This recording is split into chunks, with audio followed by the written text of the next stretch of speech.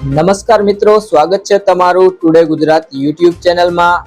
આજના તાજા અને મહત્વના સમાચારોની આ વિડીયોમાં વાત કરીશું, તો વિડીયોને છેલ્લે સુધી જોતા રહેજો અને ચેનલમાં નવા હોય તો ચેનલને સબસ્ક્રાઇબ કરી લેજો, જેથી તમને દરરોજના તાજા સમાચાર મળતા રહે। આજના સૌથી પહેલા સમાચાર વિશે વાત કરીએ તો એલપીજી સિલિન્ડરના ભાવમાં આજે એટલે કે ઓગસ્ટ મહિનાના પ્રથમ દિવસે વધારો થયો છે।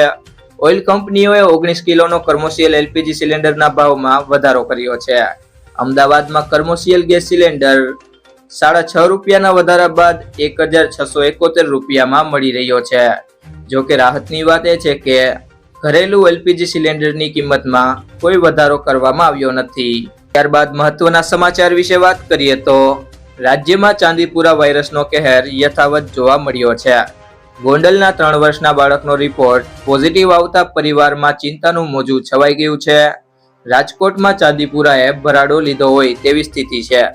રાજકોટમાં 8 દર્દીઓમાં ચાંદીપુરાના લક્ષણો જોવા મળ્યા છે। જો કે 3 વર્ષના બાળકનો રિપોર્ટ પોઝિટિવ આવતા તંત્ર હરકતમાં આવ્યું છે।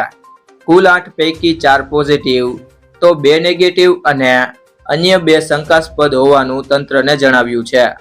તો ત્યારબાદના સમાચાર વિશે વાત કરીએ તો આગામી 24 કલાક દરમિયાન હવામાન વિભાગે ગુજરાત પ્રદેશના તમામ જિલ્લાઓ બનાસકાંઠા, પાટણ, મહેસાણા, સાબરકાંઠા, ગાંધીનગર, અરવલ્લી, ખેડા, અમદાવાદ, આણંદ, પંચમહાલ, દાહોદ, મહીસાગર, વડોદરા, છોટાઉદેપુર, નર્મદા, ભરૂચને ચેતવણી આપી છે।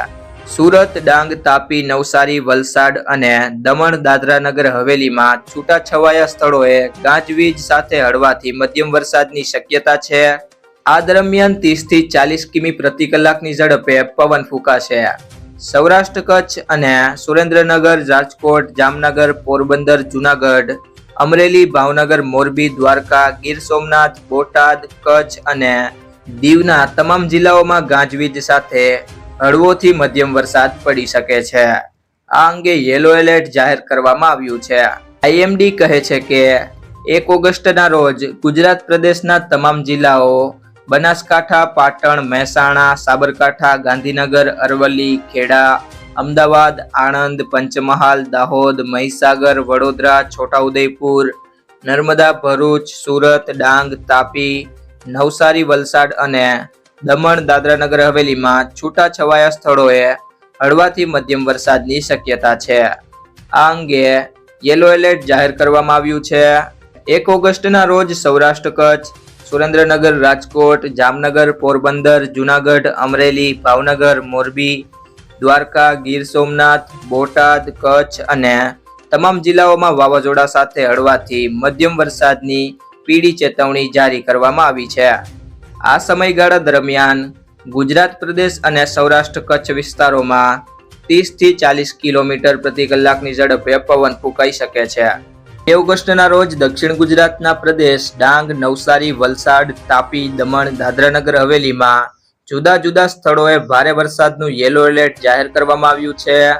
ત્યારબાદ 3 ઓગસ્ટના રોજ દક્ષિણ ગુજરાતના પ્રદેશ વલસાડ, દમણ, દાદરાનગર હવેલી જિલ્લાઓમાં વિવિધ સ્થળોએ ભારેથી અતિ ભારે વરસાદ એટલે કે મુશળધાર વરસાદ માટે રેડ એલર્ટ અને ઓરેન્જ એલર્ટ જાહેર કરવામાં આવ્યું છે। 3 ઓગસ્ટે ગુજરાત પ્રદેશના ડાંગ, નવસારી અને તાપી જિલ્લાઓમાં અલગ અલગ સ્થળોએ અને સૌરાષ્ટ્રના ભાવનગર જિલ્લાઓમાં વિવિધ સ્થળોએ ભારેથી અતિ ભારે વરસાદની ચેતવણી જાહેર કરવામાં આવી છે। 4 ઓગસ્ટના રોજ ગુજરાત પ્રદેશના ડાંગ, નવસારી, તાપી, વલસાડ અને દમણ, દાદરા નગર હવેલી જિલ્લાઓમાં વિવિધ સ્થળોએ ભારેથી અતિ ભારે વરસાદની નારંગી ચેતવણી જાહેર કરવામાં આવી છે। ત્યારબાદના સમાચારની વાત કરીએ તો કેરળના વાયનાડમાં મંગળવારે રાત્રે થયેલા ભૂસ્ખલનના કારણે 4 ગામોનો સફાયો થયો છે। અત્યાર સુધીમાં 151 લોકોના મોત થયા છે, જો કે અનેક લોકો ઘાયલ છે, તો 200 કરતા વધારે લોકો હજુ પણ લાપતા છે। સેના દ્વારા રેસ્ક્યુ ઓપરેશન ચાલી રહ્યું છે। આ બધા વચ્ચે ભૂસ્ખલનના કારણે થયેલી તબાહીની કેટલીક તસવીરો સામે આવી છે। ત્યારબાદ મહત્વના સમાચારની વાત કરીએ તો ચોમાસાના કારણે ભરાયેલા પાણીના કારણે રોગચાળો ફેલાવાની ભીતિ વધી રહી છે। ભાવનગરમાં વરસાદી પાણી ભરાતા રોગચાળો ફાટી નીકળવાનો ભય ફેલાયો છે। ડેન્ગ્યુના 2 પોઝિટિવ કેસ નોંધાતા મનપાનું આરોગ્ય વિભાગ એલર્ટમાં આવ્યું છે। મનપાએ શહેરના અનેક વિસ્તારોમાં નિરીક્ષણ શરૂ કર્યું છે.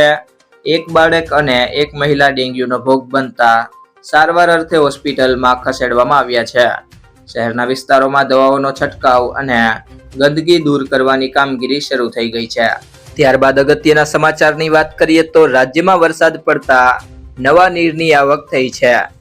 સામે આવેલા આંકડા અનુસાર રાજ્યના 206 જળાશયોમાં 50.84% જળ સંગ્રહ થયો છે, જેમાંથી 47 ડેમ 100% ભરાઈ ગયા છે. તો 29 ડેમ એવા છે જે 70%થી વધુ ભરાઈ ગયા છે. આ ઉપરાંત રાજ્યની જીવાદોરી સમાન સરદાર સરોવર ડેમ 55% ભરાયો છે. આ સિવાય રાજ્યમાં 55 ડેમ હાઈ એલર્ટ પર છે, જ્યારે 10 ડેમને એલર્ટ પર રાખવામાં આવ્યા છે, તો 11 ડેમ વોર્નિંગ પર મુકાયા છે. ત્યારબાદ મહત્વના સમાચારની વાત કરીએ તો સાબરકાંઠાના પશુપાલકો માટે સારા સમાચાર છે. સાબર ડેરી દ્વારા દૂધના ભાવમાં વધારો જાહેર કરવામાં આવ્યો છે. સાબર ડેરીએ 990 પ્રમાણે વાર્ષિક સરેરાશ ભાવ વધારો જાહેર કર્યો છે.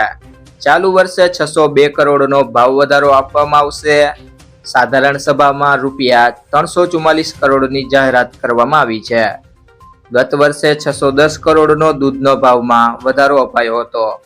ત્યારબાદના સમાચારની વાત કરીએ તો રાજકોટ લોકમેળાના રાઇટ્સ ધારકોએ ચીમકી ઉચ્ચારી છે.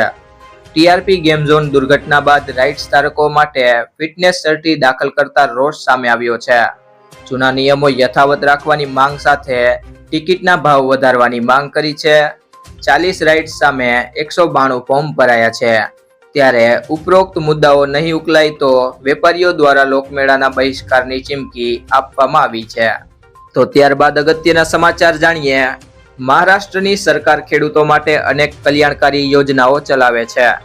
હવે આ રાજ્યના ખેડૂતોને સિંચાઈ દરમિયાન કોઈ મુશ્કેલીનો સામનો નહીં કરવો પડે તે માટે મુખ્યમંત્રી બલિરાજા મુફ્ત વીજળી યોજનાની શરૂઆત કરવામાં આવી છે. આ યોજના માર્ચ 2029 સુધી પ્રભાવી રહેશે. ત્યાં સુધી ખેડૂતો તેનો લાભ ઉઠાવી શકે છે, જેમાં એપ્રિલ 2024 થી 7.5 હોર્સ પાવર સુધીની ક્ષમતાના પંપ વાપરતા ખેડૂતોને મફત વીજળી આપવામાં આવશે. મહારાષ્ટ્રની સરકારે આ યોજના ચલાવવા માટે 6,985 કરોડ રૂપિયાની ફાળવણી પણ કરી છે. આ સિવાય વીજળીના ભાવમાં રાહત આપવા માટે પણ બીજા 7,775 કરોડ રૂપિયા આપવામાં આવ્યા છે. એમ કુલ ખેડૂતોની વીજળી માટે 14,760 કરોડ રૂપિયાની જોગવાઈ કરવામાં આવી છે. આગામી સમયમાં આ યોજનાની સમીક્ષા કરવા 3 વર્ષ બાદ તેની બેઠક મળશે. તો ત્યારબાદ મહત્વના સમાચાર જાણીએ. મધ્યપ્રદેશ સરકારે એક મોટી જાહેરાત કરી છે. મળતી માહિતી મુજબ મંગળવારે રાજ્યની મોહન સરકારની કેબિનેટની બેઠક યોજાઈ હતી. આ બેઠકમાં આવા અનેક નિર્ણયો લેવામાં આવ્યા હતા જે જનહિતમાં છે. મુખ્યમંત્રી મોહન યાદવની અધ્યક્ષતામાં મંત્રાલયમાં કેબિનેટ જૂથની બેઠક મળી હતી, જેમાં પ્રિય બહેનોને 450 રૂપિયામાં એલપીજી સિલિન્ડર આપવાનો નિર્ણય લેવામાં આવ્યો છે. જો મિત્રો તમને આ વિડીયો પસંદ આવ્યો હોય તો વિડીયોને લાઈક કરી દેજો, તમારા મિત્રો સાથે શેર કરી દેજો અને ચેનલમાં નવા હોય તો ચેનલને સબસ્ક્રાઇબ કરી લેજો.